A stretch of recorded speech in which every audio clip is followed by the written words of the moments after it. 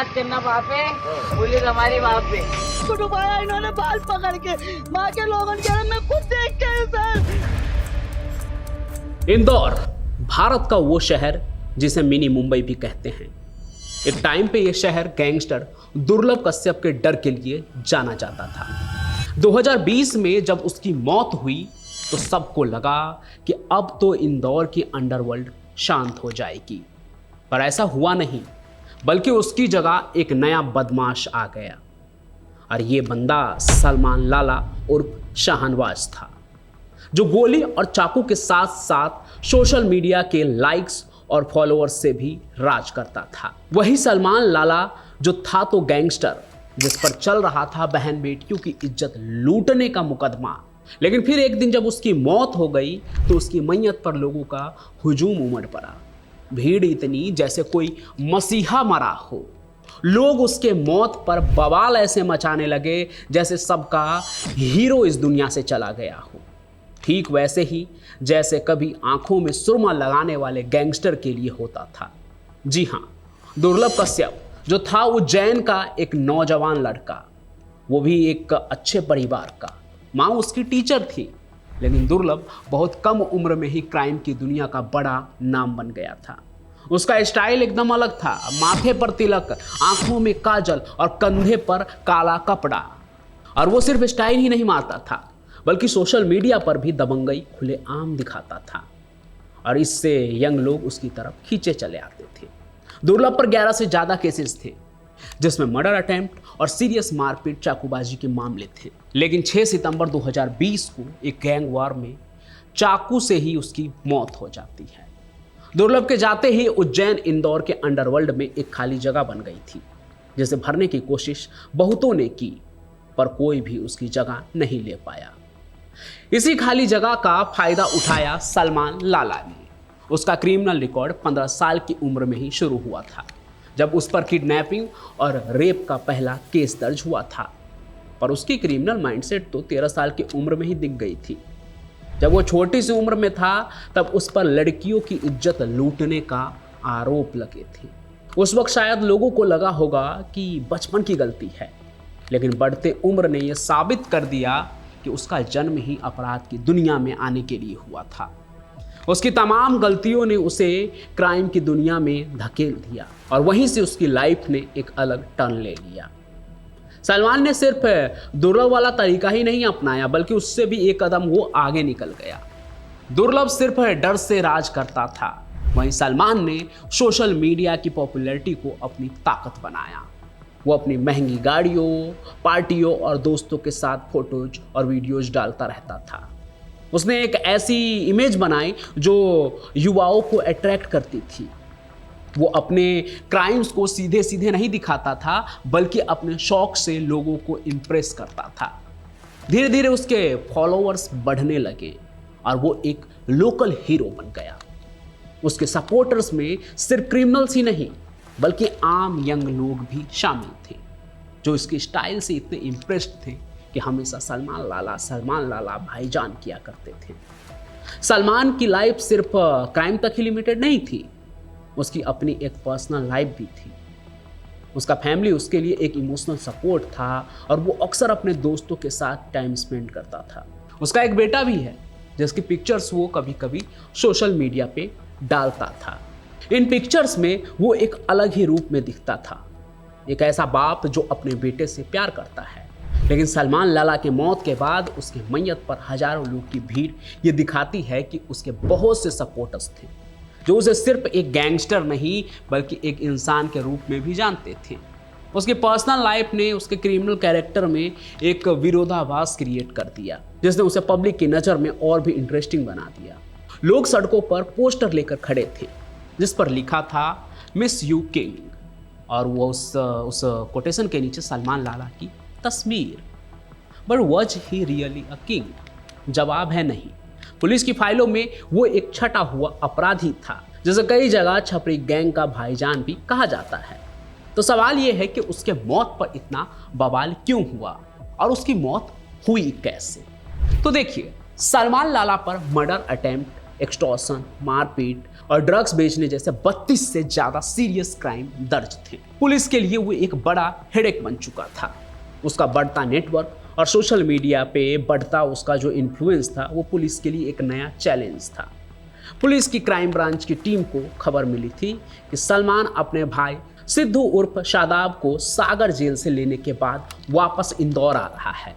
Police ने इस chance का फायदा उठाने का प्लान बनाया ताकि वो सलमान लाला को दबोच सके। 29 अगस्त की रात को पुलिस ने इंदौर भोपाल हाईवे पर घेराबंदी की। सलमान और उसके कुछ साथी अपनी एसयूवी में थे। पुलिस ने गाड़ी रोकने की कोशिश की। सलमान के कुछ साथी पकड़े भी गए, पर वो अंधेरे का फायदा उठाकर भाग गया। पुलिस भी उसके पीछे लग गई और चूहे बिल्ली का खेल शुरू हो गया। इसी दौरान वो लसूड़िया परिहार गांव के पास एक गहरे पानी के पिट यानी गड्ढे में कूद गया। उसने सोचा कि पानी शैलो है, पर उसका अंदाजा गलत था और वो गहरे पानी वाले तालाब में कूद गया, जिस वजह से वो डूब गया और उसकी मौत हो गई। सलमान लाला की मौत के बाद सोशल मीडिया पर एक तूफान आ गया। उसके फॉलोअर्स और फैमिली ने पुलिस पे आरोप लगाया कि उन्होंने इनकाउंटर में मारा है सलमान लाला को। बॉलीवुड के so called actor Ejaz Khan ने भी सोशल मीडिया पर वीडियो डालकर पुलिस पे सवाल उठाए। सोशल मीडिया पे सलमान को ट्रिब्यूट देने वाले पोस्ट, रील्स और वीडियोज की बाढ़ आ गई। लोग उसे शहीद बता रहे थे और पुलिस के खिलाफ गुस्सा दिखा रहे थे कि वो डूबा नहीं है, उसे डुबाया गया है, पुलिस ने जानबूझ के उसे मारा है। इस डिजिटल गैंग वॉर ने एक सीरियस प्रॉब्लम क्रिएट कर दी थी। पुलिस समझ गई कि इसे अगर रोका नहीं गया तो ये वायलेंस का भी रूप ले सकती है। इसके बाद पुलिस एक्शन में आई। उन्होंने सलमान के सपोर्टर्स द्वारा सोशल मीडिया पे फैलाई जा रही जो प्रोवोकेटिव कंटेंट और ऑब्जेक्शनल पोस्ट थे उसके खिलाफ एक्शन लेना शुरू कर दिया।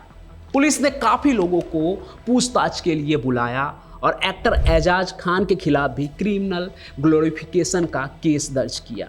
इसके बाद एजाज खान ने अपना वीडियो डिलीट कर दिया और माफ़ी भी मांगी। पुलिस ने सोशल मीडिया प्लेटफॉर्म से सलमान लाला से जुड़े सभी ऑब्जेक्शनल और भड़काऊ अकाउंट्स को बंद करने के लिए भी कहा और ये प्रोसेस भी शुरू हो गया कि अकाउंट्स ब्लॉक किए जाएंगे।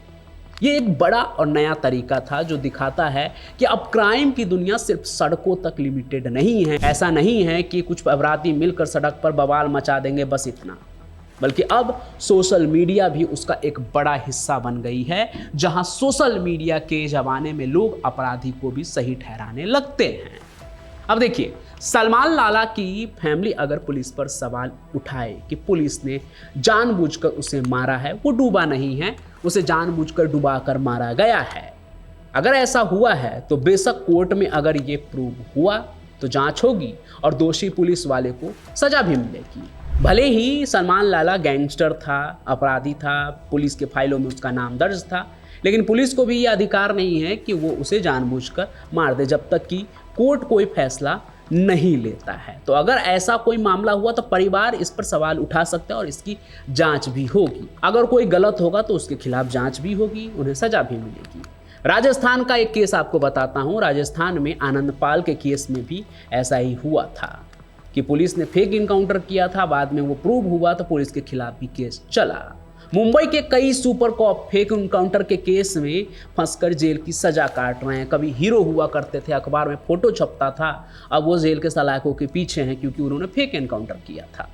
तो ऐसा नहीं है कि पुलिस फेक इनकाउंटर करके बच जाए, लेट सवेर सजा उन्हें भी मिलती है अगर ये सही साबित हुआ तो। लेकिन अपराधी के कुछ चाहने वाले सोशल मीडिया का बेजा इस्तेमाल करके लाला के क्राइम को ग्लोरीफाई करेंगे, उसे हीरो बनाएंगे, तो ये गलत है।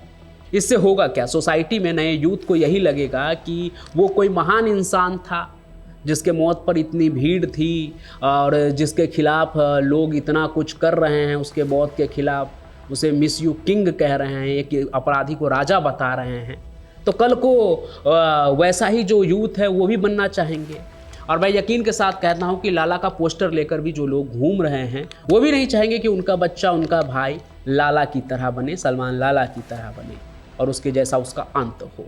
दुर्लभ के पिता भी नहीं चाहते थे कि कोई भी बच्चा, कोई भी लड़का उनके बेटे की तरह बने, जिसका अंत क्या हुआ? चाकुओं से तय हो गया। एक छोटी सी उम्र में मारा गया दुर्लभ कश्यप। बाकी सलमान लाला की कहानी सिर्फ एक गैंगस्टर की लाइफ और डेथ की कहानी नहीं है, बल्कि ये प्रूव है कि आजकल क्राइम का केस कैसे चेंज हो रहा है, कैसे इन सभी चीज़ों में सोशल मीडिया का भी इस्तेमाल हो रहा है। दुर्लभ कश्यप का जो एरा था वो डर और वायलेंस का था, वहीं सलमान लाला ने सोशल मीडिया से एक नया एम्पायर बनाया जहां गैंगस्टर भी हीरो बन सकते हैं।